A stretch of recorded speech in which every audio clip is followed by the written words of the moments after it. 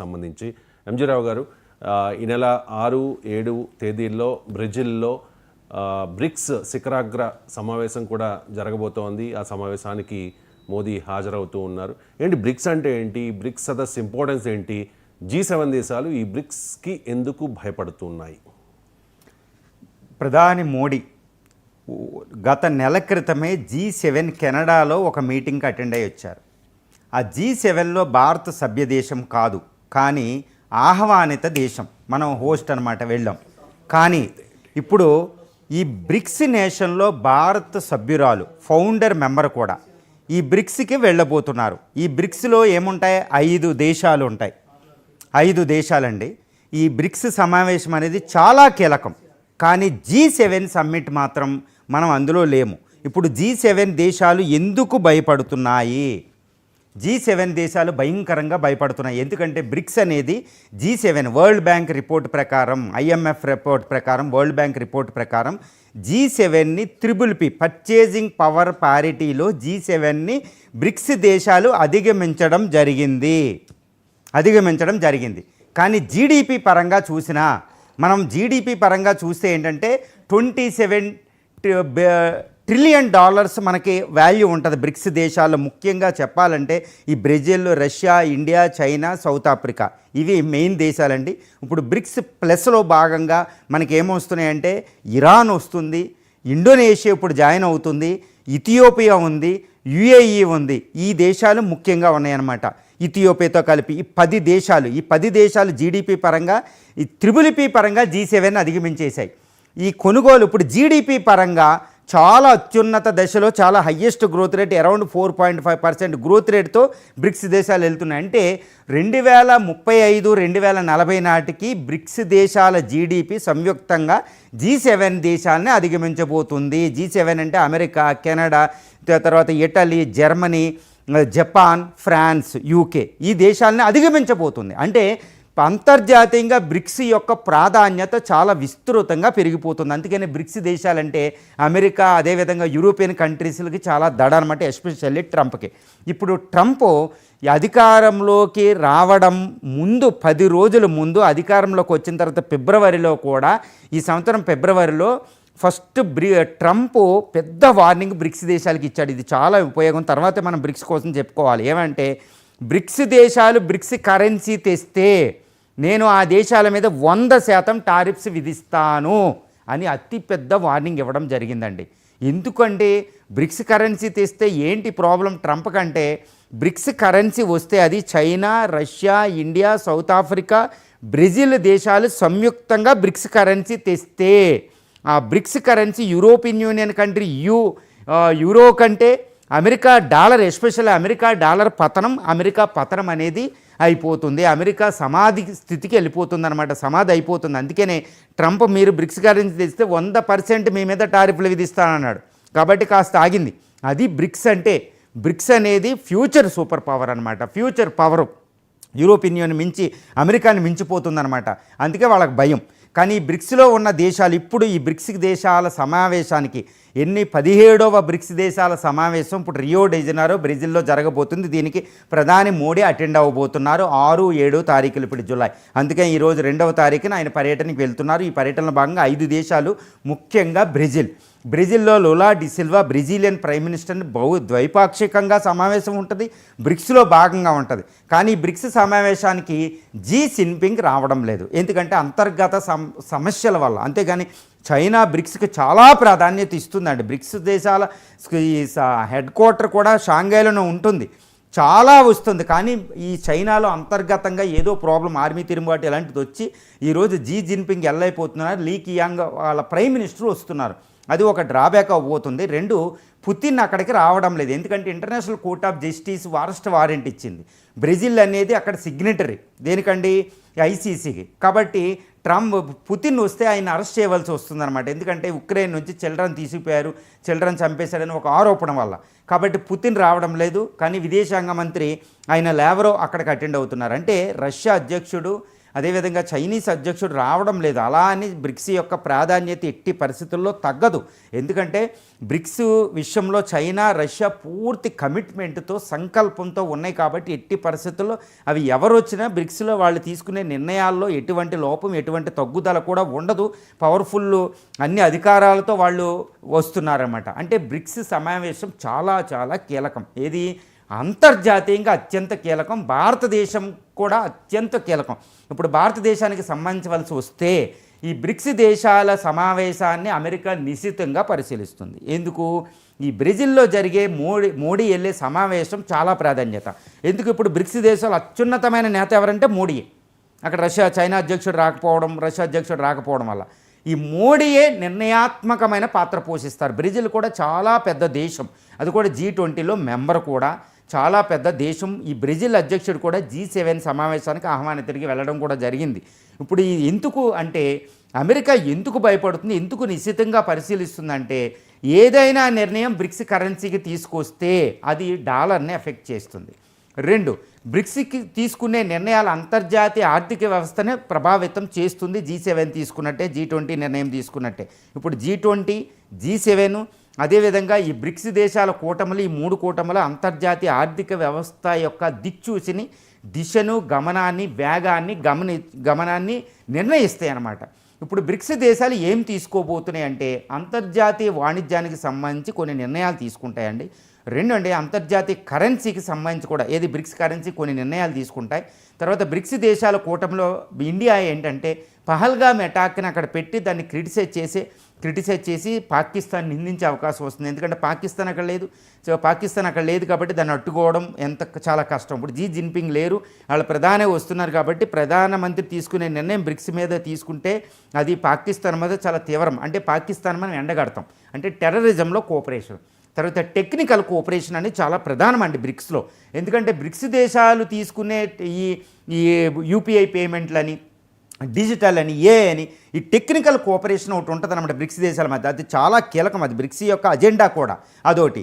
ఈ సంవత్సరం యొక్క బ్రిక్స్ అజెండా ఏంటంటే అది inclusive and sustainable global south growth. Global south అంటే 3వ ప్రపంచ దేశాలు, పేద దేశాలు, అదేవిధంగా అభివృద్ధి చెందుతున్న దేశాల్లో సమ్మిళిత సమగ్ర అభివృద్ధి, సుస్థిర అభివృద్ధి అనేది అంటే sustainable and inclusive growth in the global south అంటారు. అంటే 3వ ప్రపంచ దేశాలకు ఒక వాయిస్గా బ్రిక్స్ మారబోతుంది. ఇది కూడా ప్రపంచం యొక్క రాజకీయ ముఖ చిత్రాన్ని మార్చింది. ఇప్పుడు ప్రపంచం అంతా యుద్ధాలు నడుస్తున్నాయి, ఆర్థిక వ్యవస్థ బాగోలేదు. అందువల్ల వృద్ధి పదాన్ని ముందుకు తీసుకెళ్ళడానికి ఈ వృద్ధి global south and especially BRICS దేశాల మధ్య చాలా సహకారం అనేది చాలా ఇంపార్టెంట్. ఎస్పెషల్లీ ఇందులో సౌత్ ఆఫ్రికా వేగంగా అభివృద్ధి చెందుతున్నది, బ్రెజిల్ వేగంగా అభివృద్ధి చెందుతుంది, ఇండియా, చైనా, ఇటు రష్యా, తర్వాత ఈ ఇరాన్ ఎలా ఉన్నా, తర్వాత ఇథియోపియా, తర్వాత ఇండోనేషియా ఇప్పుడు జాయిన్ అయిపోతుంది, UAE, ఈ దేశాలు, ఈజిప్ట్ కూడా ఉంది. ఈ దేశాల మధ్య సహకరించుకుంటే ట్రేడు ఇండియా గ్రోత్ రేటుకి చాలా అనువుగా ఉంటుంది. అందుకని భారత ప్రధాని చాలా అత్యధిక ప్రాధాన్యత దీనికి బ్రిక్స్ సమావేశానికి ఇస్తున్నాడు. ఇక్కడ ఏంటంటే ట్రంప్, ఇంకొక విషయానికి వస్తే ట్రంప్కి చాలా సీరియస్ వార్నింగ్ మోడీ గారు ఇక్కడ ఇవ్వబోతున్నారు. ఏ విధంగా ఇవ్వబోతున్నారు? ఇండియా అమెరికాల మధ్య ట్రేడ్ డీల్లు జరుగుతున్నాయి. ఇండియా అమెరికా ఏంటంటే చాలా విషయాలు పెడుతుంది. అక్కడ నుంచి మనకు GM ఫుడ్స్, ఏది జెనెటికల్లీ మోడిఫైడ్ ఫుడ్స్ మనం ఇంపోర్ట్ చేసుకోవాలంట. తర్వాత సోయాబీన్, అగ్రికల్చర్ ప్రొడక్ట్స్ ఇంప్రూవ్ చేసుకుంటే మన వ్యవసాయ రంగం చాలా దెబ్బతింటుంది. వీటి మీద అక్కడ బండగా వాదిస్తున్నారు ఎవరో Trump administration. So trade deal ముందుకెళ్తలేదు. July 8 లోపు కుదుర్చుకోవాలి, లేదా ప్రమాదంలో పడతాం అనమాట. ఎందుకంటే టారిఫ్స్ వస్తాయి, 27% టారిఫ్స్ అని ఇండియన్ ఎక్స్పోర్ట్స్ టు US అండి. సో ఇందువల్ల ట్రేడ్ డీల్ ముందుకెళ్ళాలంటే ఇక్కడ బ్రిక్స్ దగ్గర భారత ప్రధాని చేసే దౌత్యం అక్కడ అమెరికా మీద ప్రభావితం చూపుద్ది. ఎందుకంటే బ్రిక్స్ కరెన్సీల మధ్య, బ్రిక్స్ దేశాల మధ్య ఎక్కువ సహకారం వచ్చిందనుకో మన అమెరికా మీద డిపెండ్ తగ్గిపోతుంది. తర్వాత ఇండియా బ్రిక్స్ కరెన్సీ కొంచెం నిర్ణయం తీసుకుందనుకోండి, అమెరికా డాలరే పత్రం అయిపోతుంది. కాబట్టి మోడీ ట్రంప్కి కాస్త చెక్కు పెట్టడం, ట్రంప్కి కాస్త మెతకతనాన్ని గట్టిగా సమాధానం చెప్పడం, అందువల్ల ఎట్టి పరిస్థితుల్లో ట్రంప్ని ట్రేడ్ డిస్కషన్కి వెళ్ళేలాగా బ్రిక్స్ దౌత్యం అంటే మోడీ బ్రిక్స్ దౌత్యం అనేది చాలా ఇంపార్టెంట్ అని తెలుస్తుంది. తర్వాత ఈ G7 కూటమిలో ముఖ్యంగా అమెరికా, ఈ బ్రిటన్, ఫ్రాన్స్, జర్మనీ, ఇటలీ, అదేవిధంగా జపాన్, ఈ 7 దేశాల యొక్క వృద్ధి చూస్తే సుమారు 1% యావరేజ్ ఉందండి. కానీ బ్రిక్స్ దేశాల యావరేజ్ వృద్ధి రేటు 4.5. ఇందులో అత్యధికంగా వేగంగా అభివృద్ధి చెందుతున్నది ఇండియా. కాబట్టి బ్రిక్స్ తీసుకునే నిర్ణయం ప్రపంచ ఆర్థిక వ్యవస్థ ఎలా వెళ్తుంది, వేగం ఎంత ఉంటుంది, వృద్ధి ఎలా ఉంటుంది, దిశ ఎలా ఉంటుంది, అన్నీ నిర్ణయించబడుతుంది. అది చాలా ఇంపార్టెంట్. తర్వాత బ్రిక్స్కి న్యూ డెవలప్మెంట్ బ్యాంక్ అనేది ఒకటి ఉంది. అక్కడ IMF, IBRD బ్యాంకులు ఉంటాయి. బ్రిటన్ వుడ్స్ అని అమెరికా ఆధిపత్యంలో ఉంటాయండి. కానీ బ్రిక్స్ న్యూ డెవలప్మెంట్ బ్యాంకులో భారతదేశం కూడా ఒక వాటాదారుడు. 5 దేశాలకి సమానంగా ఉంటే అందులో భారతదేశం కూడా సమాన వాటాదారుడు. నేషనల్ న్యూ డెవలప్మెంట్ బ్యాంక్ అది చైనాలో ఉన్న భారతదేశానికి అత్యధిక వాటాదారుడు, 20% వాటాదారుడు మనం అందులో. ఈ న్యూ డెవలప్మెంట్ బ్యాంక్ ద్వారా ఎక్కువ లోన్లు భారతదేశం తెచ్చుకోవచ్చండి. అందువల్ల ఈ న్యూ డెవలప్మెంట్ బ్యాంక్ ద్వారా పేద దేశాల్లో ఎక్కువ మన పరపతి పెరుగుతుంది. సో బ్రిక్స్ దేశాల్లో భారత్ అంటే ఒక బ్రిక్స్ అంటే ఒక అద్భుతం అండి. బ్రిక్స్ అంటే బ్రిక్ అనే ఒక టర్మ్ని గోల్డ్మ్యాన్ సాచ్ అంటే ఓ నీల్ అనే ఒక ఆయన టర్మ్ని క్రియేట్ చేశాడు. ఏది సౌత్ అనేది అంటే తూర్పు గోళంలోని ప్రధానమైన దేశాలు, పేద దేశాలు, emerging market, emerging economies, India, China ముఖ్యంగా ఇవి అమెరికా ఆధిపత్యంలోని పశ్చిమ దేశాలని ఆధిపత్యాన్ని బద్దలు కొడతాయి అని 2001లో గోల్డ్మ్యాన్ సాచ్ ఓ నీల్ అని చెప్పడం జరిగింది. అది రూపాంతరం చెంది ఇండియా, చైనా లాంటి ఈ దేశాలు కలిసి బ్రిక్స్ని ఫామ్ చేసినాయి. అంతర్జాతీయ ఆర్థిక ముఖ చిత్రాన్ని ఇంకొక ఎత్తుకు తీసుకెళ్ళి మొత్తం మార్చగలగడంలో బ్రిక్స్ అనేది ఈ 2001 నుండి చాలా కీలక పాత్ర. అంటే 2009లో మొదటి సమావేశం నుండి 2025 17వ సమావేశం మధ్యలో ఒక ఎంతో డెవలప్మెంట్. ఈ న్యూ డెవలప్మెంట్ బ్యాంక్ అనేది చాలా పెద్దది. ఈ కరెన్సీ కూడా చాలా దగ్గరలో ఉంది. ఈ బ్రిక్స్ కరెన్సీ వచ్చింది అంటే అమెరికా డాలర్, అమెరికా ఆధిపత్యం మొత్తం బద్దలైనట్టే. అందువల్ల బ్రిక్స్ సమావేశం వైపు ప్రపంచం అంతా చూస్తుంది. అందులో మోడీ పాత్ర పోషించే పాత్ర మాత్రం చాలా కీలకం. ఇది అంతర్జాతీయంగా జరిగే యుద్ధాలను కూడా ఆపడానికి బ్రిక్స్ కొంత సందేశం ఇచ్చవచ్చు. అంతర్జాతీయ టెర్రరిజం మీద ఇవ్వచ్చు, ఇంటర్నేషనల్ కోఆపరేషను, ఏఐకి సంబంధించి టెక్నాలజికల్ కోఆపరేషను, అదేవిధంగా ఇంటర్నేషనల్ ట్రేడ్ రిలేటెడ్గా, ఇంటర్నేషనల్ ముఖ్యంగా పర్యావరణానికి సంబంధించి కూడా బ్రెజిల్లో ఈ రియో డి జనీరోలో బ్రిక్స్ సమావేశంలో పూర్తిగా అద్భుతమైన నిర్ణయాలు తీసుకునే అవకాశం ఉందని మనం చెప్పుకోవచ్చండి. వరల్డ్ వైడ్గా డాలర్దే ఆధిపత్యం, బ్రిక్స్ కరెన్సీ తీసుకొస్తే ఊరుకునేది లేదు అని చెప్పి అమెరికా అధ్యక్షుడు ట్రంప్ ఎన్నోసార్లు వార్న్ చేసే ప్రయత్నం చేశారు. ట్రంప్ ఎందుకు భయపడుతూ ఉన్నారు బ్రిక్స్ కరెన్సీకి? ఎందుకు డాలర్ పతనం అవుతుంది బ్రిక్స్ కరెన్సీ వస్తే? ఎలా అవుతుంది? ఏంటంటేనండి, ఇప్పుడు బ్రిక్స్కి సంబంధించి బ్రిక్స్లో ముఖ్యంగా ఉండే దేశాలు చైనా, ఇండియా. ఇప్పుడు చైనాది world's second largest market, largest economy, $20 trillion. India 4th largest economy, around $4 trillion.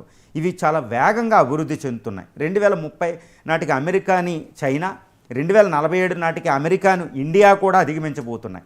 Russia కూడా హ్యూజ్ రీసోర్సెస్ ఉంటాయి అక్కడ. 15% of global area and huge national resources ఉంటాయి. బ్రెజిల్ చాలా అతిపెద్ద దేశం, అత్యధికంగా వేగంగా అభివృద్ధి చెందుతున్న దేశం. సౌత్ ఆఫ్రికా అతిపెద్ద ఆర్థిక వ్యవస్థ దక్షిణాఫ్రికాలో, మొత్తం ఆఫ్రికా ఖండంలో. ఈ 5 దేశాలు కలిస్తే ప్రపంచం అంతా వీటి వైపు వస్తుంది. ఎందుకంటే అంతర్జాతీయంగా అత్యధిక వృద్ధి ఇక్కడ ఉంది. ప్రపంచంలో ఇప్పటికే 50% వృద్ధికి ఇవి వృద్ధిని కాంట్రిబ్యూట్ చేస్తున్నాయి. 25, 27, 28 ట్రిలియన్ డాలర్లతో ప్రపంచంలో జీడిపిలో 30% వీటి దగ్గర ఉంది. అది అంటే ఎంత విశిష్టత చూడండి. ప్రపంచ జనాభాలో సుమారు 40% ఇక్కడ ఉంది, 40% టెరిటరీ ఇక్కడ ఉంది. సో PPP పర్చేసింగ్ పవర్ పారిటీలో ప్రపంచంలో G7 దేశాలను కొట్టేయడం జరిగింది. సో ఇవి 2040-50 నాటికి బ్రిక్స్ దేశాలు ప్రపంచ ఆర్థిక వ్యవస్థలో మొట్టమొదటి స్థానంలో తిరుగులేని స్థానానికి వెళ్ళిపోతుంది. ఇప్పుడు ఈ దేశాలు తమ కరెన్సీగా ఒక సంయుక్త కరెన్సీగా బ్రిక్స్ కరెన్సీని తెస్తే ఇప్పుడు డాలర్ పతనం అనేది ఖాయం. ఎందుకంటే ఈ డాలరు అనేది ప్రపంచంలో అమెరికా ఆధిపత్యాన్ని నిర్ణయించేది. ఈ బ్రిక్స్ దేశాలు ఒక కరెన్సీని తెస్తే డాలర్ వెంటనే పతనమైపోతుంది. అమెరికాకి ఇంకా ఎటువంటిది ఉండదు. ఎందుకంటేనండి ఇక్కడ ఒక విషయం చెప్పాలి, డాలర్ వల్ల అమెరికా ఆధిపత్యం ఉంటుందన్నమాట. డాలరే ప్రపంచ కరెన్సీ అయితే, ఇప్పుడు ఫర్ ఎగ్జాంపుల్ ఇండియా రూపీ ప్రపంచ కరెన్సీ అనుకోండి, మనం ఎన్నైనా ముద్రించి ఎన్నైనా వస్తువులు కొనుక్కోవచ్చు, ఎన్నైనా రుణాలు తెచ్చుకోవచ్చు డాలర్లో. ఇప్పుడు ప్రపంచంలో డాలర్ అనేది చాలా కీలక పాత్ర పోస్తుంది. అందుకని అమెరికా రుణాలు తెచ్చుకోవడం, రుణాలు ముద్రించడం ఇవన్నీ ఈజీ అనమాట. అందుకని అంత డిఫెన్స్ బడ్జెట్ పెడుతుంది, ప్రపంచాన్ని శాసిస్తుంది అనమాట డాలర్ల ద్వారా. డాలర్ని ఎక్కువ చేయడం, తక్కువ చేయడం, ఈ విధంగా ఈ డాలరే అమెరికా ఆధిపత్యానికి ప్రధాన కారణం అనమాట. ఈ డాలర్ ఆధిపత్యం పోయింది అనుకోండి, ఇంకా అమెరికా ఆధిపత్యం పోనట్టే. అందువల్ల బ్రిక్స్ దేశాలు బ్రిక్స్ కరెన్సీ తెస్తే ఇంకా అమెరికా పతనం శాశ్వత, అమెరికా పతనం అనేది నిశ్చయం అనమాట. అందుకే ట్రంప్ మీరు బ్రిక్స్ కరెన్సీని తెస్తే మేము మా దేశం అమెరికా బ్రిక్స్ దేశాల మీద 100% టారిఫ్ చేస్తాం, మీ ట్రేడ్ రానివ్వని. ఒక రకంగా ఇది పెద్ద బెదిరింపే. ఎందుకంటే అమెరికా టారిఫ్స్ వేసిందంటే అది ప్రమాదం అనమాట. ఇటు గ్రోత్ ఎఫెక్ట్ అవుతుంది. ఏది India, China, Brazil, south Africa, మిగిలిన ఇరాను, ఇథియోపియా, ఈజిప్టు, అదేవిధంగా ఇండోనేషియా, ఈ దేశాల యొక్క ఆర్థిక వ్యవస్థ చిన్నాభిన్నం అవుద్ది వాళ్ళ టారిఫ్లు ఎక్కువ వేసిస్తే. అమెరికా ఎందుకంటే ప్రపంచాన్ని శాసిస్తుంది ఆర్థికంగా కాబట్టి అవి కొంచెం ఆగినాయి. కానీ బ్రిక్స్ కరెన్సీ ఏదో ఒక రోజు వచ్చి తీరుతుంది. కాయిన్ అని ఇవన్నీ రిలీజ్ చేయడం జరిగింది. న్యూ డెవలప్మెంట్ బ్యాంక్ అని ఒక బ్యాంక్ పెట్టడం జరిగింది, బ్రిక్స్ బ్యాంక్ పెట్టడం జరిగింది. దీనికంటూ ఒక సిస్టమ్ అనేది ఒకటి వచ్చేసింది. దేశాల మధ్య అంటే బ్రిక్స్ దేశాల మధ్య కాస్త ఎక్కువ సంబంధాలు లేకపోయినా ఆర్థిక సహకారం మాత్రం బ్రిక్స్ దేశాల్లో చాలా వ్యూహాత్మకంగా ఉంది. వీళ్ళ ట్రేడ్ పెరుగుతుంది, జనాభా ఎక్కువ ఉంది, మధ్యతరగతి మార్కెట్ ఎక్కువ ఉంది, వృద్ధి ఎక్కువ ఉంది, న్యాచురల్ రీసోర్సెస్ ఎక్కువ ఉంది. ఫ్యూచర్లో వీళ్ళ వృద్ధి పదం కాబట్టి బ్రిక్స్ కరెన్సీకి చాలా వాల్యూ ఉంటుంది. అందుకని అమెరికా డాలర్ పతనం శాసిస్తుంది కాబట్టి ట్రంప్ భయపడుతున్నాడు, అమెరికా భయపడుతుంది, ప్రపంచం కూడా కోరుకుంటుంది. బ్రిక్స్ కరెన్సీ వస్తే చాలా రుణాలు ఈ గ్లోబల్ సౌత్ అంటే వెనుకబడిన అభివృద్ధి చెందుతున్న దేశాలకి చాలా అద్భుతంగా ఉంటుందన్నమాట. ప్రపంచ ఆర్థిక చిత్రం మారితే ప్రపంచ రాజకీయ ముఖ చిత్రం కూడా మారుతుంది. ప్రపంచ ఆధిపత్యం బ్రిక్స్ దేశాల్లోకి వస్తుంది. అందుకని G7 దేశాలు ఇటు ట్రంప్ బ్రిక్స్ కరెన్సీ అంటేనే దడదడలాడిపోతున్నారండి. భవిష్యత్తు బ్రిక్స్ దేశాలదైనా, ఎందుకంటే G7 దేశాలు కానీ అమెరికాతో పాటు దేశాలన్నీ కూడా భయపడుతూ ఉన్నాయి. ఈ బ్రిక్స్ ఆధిపత్యాన్ని G7 దేశాలు అడ్డుకోగలుగుతాయా? ఎస్ అండి. ఇప్పుడు G7 దేశాల్లో ముఖ్యంగా United states of America, Canada, ఇది జర్మనీ, ఇటలీ, ఫ్రాన్స్, జపాన్, ఇందులో ముఖ్యంగా మిగిలిన దేశాలు పెద్దగా పట్టించుకో, కానీ అమెరికా మాత్రం పట్టించుకుంటుంది. ఈ బ్రిక్స్ దేశాల మధ్య సంబంధాలు G7 దేశాల మధ్య ఉన్న సంబంధాలతో పోలిస్తే చాలా వీక్గా ఉంటాయి, చాలా బలహీనంగా ఉంటాయి. ఫర్ ఎగ్జాంపుల్ బ్రిక్స్లో ఉన్న ఇండియా, చైనాలకు పడగవు, రాజకీయంగా మంచి సంబంధాలు లేవు. అదేవిధంగా ఎక్కడో ఆఫ్రికా, ఇటు బ్రెజిల్, వేరే ఖండాల్లో అంటే 3 ఖండాల్లో ఇవి విస్తరించి ఉన్నాయి బ్రిక్స్ దేశాలు. అది కూడా దూరంగా ఉంటాయి. ఎక్కడో బ్రెజిల్, దక్షిణ అమెరికాలో, తర్వాత ఆఫ్రికా ఖండంలో, ఇక్కడ సౌత్ ఆఫ్రికా, ఇక్కడ ఇండియా, తర్వాత ఇండియాలో ఆసియాలో ఉన్న అది చైనా ముందు, తర్వాత ఎక్కడో రష్యా. ఈ బ్రిక్స్ దేశాల మధ్య రాజకీయ సంబంధాలు అంతగా పటిష్టంగా లేవు. ఇక్కడే ఈ G7 దేశాలకు ఒక అద్భుతమైన వరం, ముఖ్యంగా అమెరికాకు. ఇప్పుడు ఇండియా, చైనాల మధ్య ఏదో ఒకటి తగవులు పెడతారు. ఇండియా, చైనాల మధ్య రాజకీయ సంబంధాలు లేవు, బార్డర్ డిస్ప్యూట్స్ ఉన్నాయి. రష్యా, ఇండియా మధ్య బాగున్నా, ఇటు రష్యా మధ్య చైనా బాగున్నా, రష్యా అనేది యుద్ధంలో ఇన్వాల్వ్ అవడంలో వేరే దేశాల్లో యాక్టివ్గా లేదు. అదొకటి వాళ్ళకి అంది వచ్చింది అవకాశం అనమాట. అదేవిధంగా బ్రిక్స్ దేశాల్లో కొత్తగా జాయిన్ అయిన దేశాలు ఇరాన్కి ఇప్పుడు యుద్ధంలో ఇన్వాల్వ్ అయింది. ఇండోనేషియా అనేది ఇంకా అభివృద్ధి చెందుతూనే ఉన్నాయి, ఎన్నో డిస్ప్యూట్స్ ఉంటాయి. UAE అనేది కాస్త బాగుంది, కానీ ఇథియోపియా ప్రాబ్లంలో ఉంది. సో ఈ విధంగా ఈజిప్ట్ అనేది అంతగా లేదు. సో ఈ విధంగా రాజకీయ సంబంధాలు సరిగ్గా లేకపోవడం వల్ల బ్రిక్స్ దేశాల మధ్య ఈ G7 దేశాలకు ఒక అద్భుతమైన వరం, ముఖ్యంగా ట్రంప్ అమెరికాకి. దీన్ని ఆసరాగా తీసుకుని G7 దేశాలు ముందుకెళ్తున్నాయి.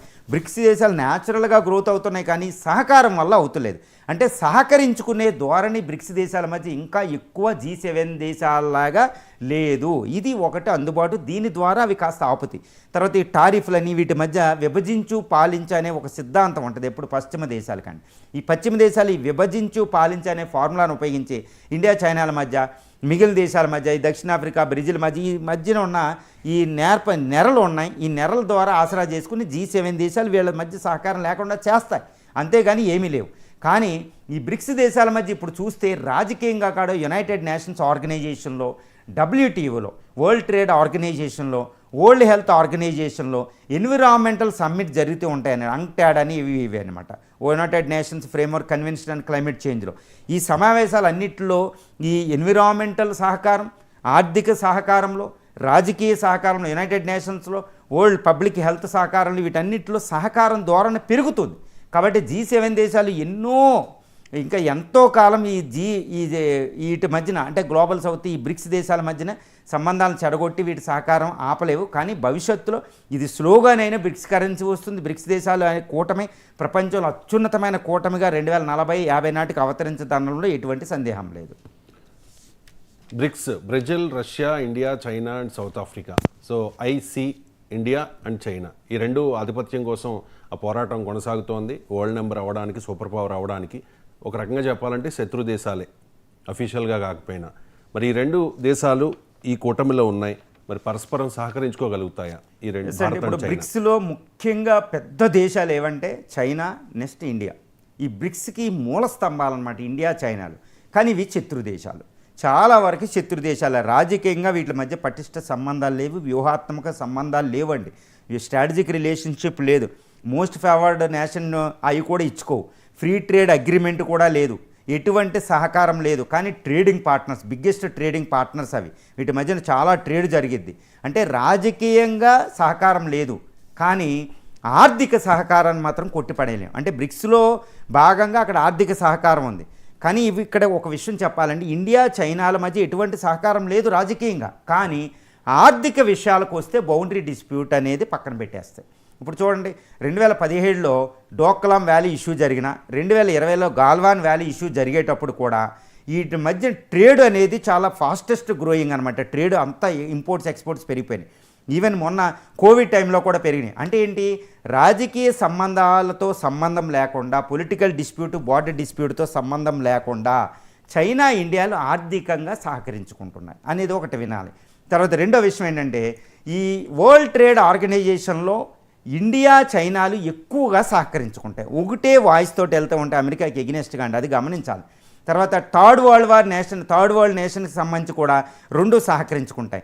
ఎన్విరాన్మెంటల్లో ఇది చాలా ముఖ్యం. అంక్టాడ్ సమావేశం జరుగుతుంటాయి, అంక్టాడ్ అనేది UNFCCC సమావేశం జరుగుతూ ఉంటుంది, ఏది ఎన్విరాన్మెంటల్ రిలేటెడ్గా.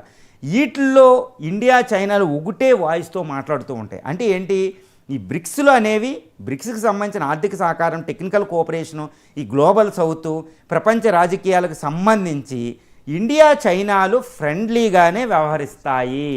అవి ఏంటంటే డిస్ప్యూట్ ఉండొచ్చు, బార్డర్ డిస్ప్యూట్, 4000 కిలోమీటర్ల బౌండరీ ప్రాబ్లం, ఇవన్నీ ఉండొచ్చు. కానీ ఇండియా, చైనాలు మాత్రం ఆర్థిక సహకారానికి మాత్రం సంబంధించి బ్రిక్స్ కూటమిలో భాగంగా వీటిల్లో మాత్రం పూర్తిగా వ్యూహాత్మకంగా వ్యవహరిస్తే సింగిల్ వాయిస్తో. కాబట్టి ఈ బ్రిక్స్లో ఈ రెండు దేశాలు అనేవి సహకరించుకుంటున్నాయి. కాబట్టి ఎటువంటి ప్రాబ్లం లేదు. బార్డర్ ప్రాబ్లమే, ఇద్దరు ద్వైపాక్షిక సంబంధాలు ద్వైపాక్షికమే. కానీ బహుళ పక్షంగా మల్టీలాటరల్ కోఆపరేషన్ ఈ బ్రిక్స్లో మాత్రం ఎన్విరాన్మెంటల్, టెక్నాలజీ వీటిలో మాత్రం అద్భుతంగా సహకరించుకుంటాయి. అందుకని దాంట్లో ఒక ఉదాహరణ ఏంటంటే, new development bank, bricks bank ఎక్కడ పెట్టాం, షాంఘైలో. ఇది పెట్టడానికి ఇండియా పూర్తిగా అగ్రీడ్, మంచి ఒప్పందం జరిగింది. ఈ బ్రిక్స్ కరెన్సీ, ఈ బ్రిక్స్ బ్యాంక్, న్యూ డెవలప్మెంట్ బ్యాంకులో పార్ట్నర్లు 5 దేశాలు సమానంగా పంచుకుంటే అందులో ఇండియా కూడా సమానంగా పెట్టింది. న్యూ డెవలప్మెంట్ బ్యాంక్కి బోర్డ్ ఆఫ్ గవర్నెన్స్లో దానికి అధ్యక్షుడిగా వీటిల్లో చాలాసార్లు ఇండియా పనిచేస్తున్నారు. కాబట్టి న్యూ డెవలప్మెంట్ బ్యాంకులో అద్భుతమైన సహకరించుకుంటున్నాయి. కాబట్టి చైనా, ఇండియాల మధ్య బార్డర్ ప్రాబ్లం ఉన్నంత మాత్రాన ఈ బ్రిక్స్ కూటమిలో ప్రపంచంలో సహకారానికి సంబంధించి మాత్రం ఎటువంటి ప్రాబ్లం లేదు. బ్రిక్స్ కరెన్సీ వచ్చినా సహకరించుకుంటాయి. ఈ విషయం మాత్రం చాలా జాగ్రత్తగా గమనించాలి. ఇండియా, చైనాల ప్రాబ్లమే ద్వైపాక్షికంగా, బహుళపక్షంగా బ్రిక్స్లో భాగంగా మాత్రం అద్భుతంగా సహకరించుకుంటున్నాయి. రైట్ అండి, థ్యాంక్ యూ సో మచ్.